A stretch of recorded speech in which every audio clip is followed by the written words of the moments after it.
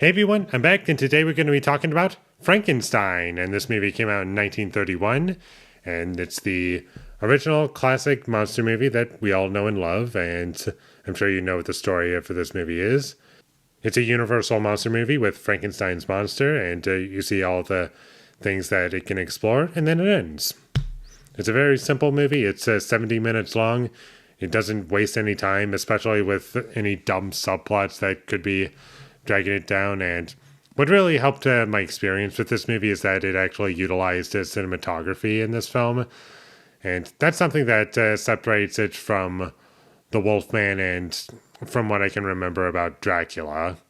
Is that, we're actually using cinematography to communicate what is needed in the scene, and to not really relying on music and just showing you the visuals of what's needed to be scary. And while I don't really find the movie scary, and I do kind of just enjoy it for what it is, as kind of a time capsule movie, and there are dated elements to the film for sure, and I do like the first half better than the second half, because in the first half it's a bit more simplistic and it doesn't really do anything crazy, and it's just showing you exactly what you'd expect. And then the second half happens, and that's where things get a little crazy, and that's kind of where I start to take some issues with it because of certain plot holes that just don't make any sense to me. And also, some things didn't need to be there also. And despite me saying that some things didn't need to be there, there are also some things that weren't communicated properly as far as the story was concerned. It just showed it for like a second, and then it just moves on. I was like, okay, that was kind of weird. Sorry for being vague about this, but unfortunately, I don't want to spoil anything. That's why I'm trying to stay as vague as possible, despite this being an iconic movie. There's always that one person out there who hasn't seen it. So just for that one person, I'm trying to be as spoiler-free as possible. And I do like the journey that our main character goes down, and the performances do sell it. I will say that much. And you do believe that this monster is this big thing that can just beat you and overpower you physically. They really sell it in this movie, and you really do believe that it's a monster, basically. It doesn't talk, really, just makes some noises with his mouth, and that's about it. And the design of Frankenstein's monster I thought was pretty great and convincing. I love the look of him. And he was also in the movie a lot more than I thought he would be. I'm not going to lie about that. And even the way the film opens, it kind of subverted my expectations of how things would be shown. And it just opens up on a guy on a stage giving you a little warning of what's to come. And that was kind of interesting for me.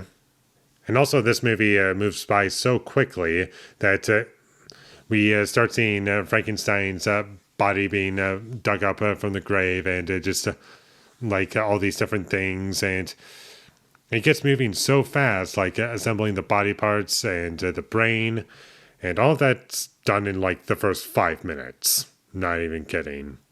And as far as issues that I have with the movie, I do feel as though the fade to blacks was a bit distracting when it was changing scenes, because it made it confusing as to what happened in between the cuts. I was like, that was a bit odd.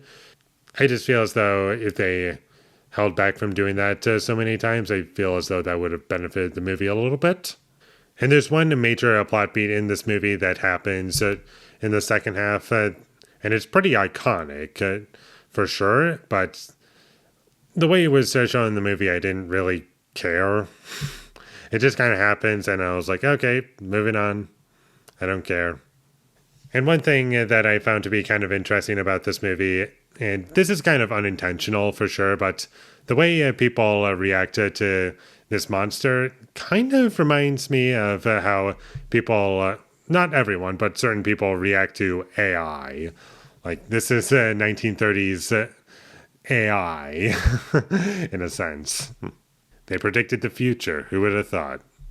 And that's about all I have to say about Frankenstein from 1931. It was pretty good. I thoroughly enjoyed it, and I'm actually on the side of I can actually rewatch this, and I would still enjoy it.